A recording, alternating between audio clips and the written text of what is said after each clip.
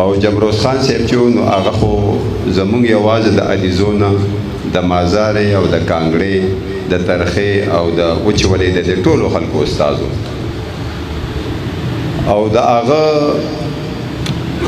استازي داسې نه وه چې صرف سرکاري طور بګینې هغه په سکول کې وخت یې راو او خلکو ته بیا سبق ښه او چوپي بیا کوله هغه 24 ګنټې استاد و هغه داسې استاد و چې هغه په سکول کې به موجود و نو هلته هم د هغه استازي وه بیا بیا موږ ټول جومات ته بوتلو مانځله نو هلته هم د هغه استازي وه بیا چې به چوټي شو دې جومات کې به دلته سبق ښوون دلته هم استازي وه بیا که چا به غلط کار کو یا به سورانې اله استاد راغی هغه به تښتېده چې اله استاد مخکې خورانې نه کوو نو هلته هم استازي وه هغه 24 اور استاد او یوازې استاد نه هغه یو مربي تربیت کوونکی و علم خورونکی و هغه دلته کې خلکو له شخصیت ورکوونکی و هغه د دین او د دنیا د دواړو د اصلاح ورکوونکی استاد و زه به ورته دا ووایم چې وروڼو زموږ دا علاقه دا ډېره متاثره ده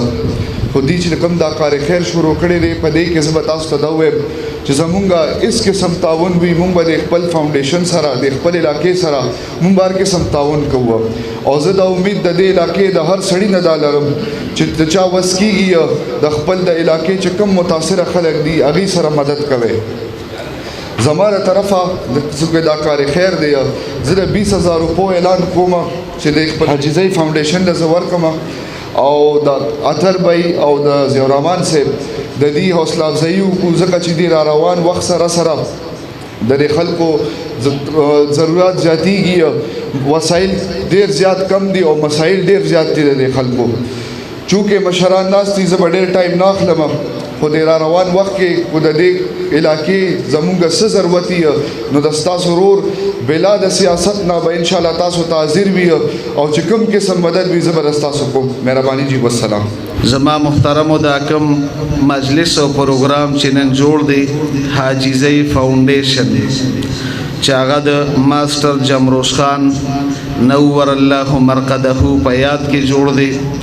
او اطهر جمیل صاحب او جمیل احمد صاحب هغوی دا خدمت کوي قاری ضیاء الرحمن صاحب دا د هغوی ملګری دي الله دې د ټولو دا سعی دا کوشش دا خدمت دا محنت او دا ستړی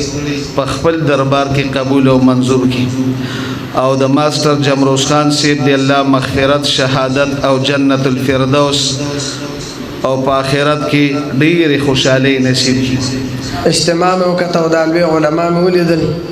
او دا چې کوم کارګزاري بیان شوه ډېر زیات خوشحاله شوم الحمدلله چې خدای پاک تاسو له دا توفیق درکړه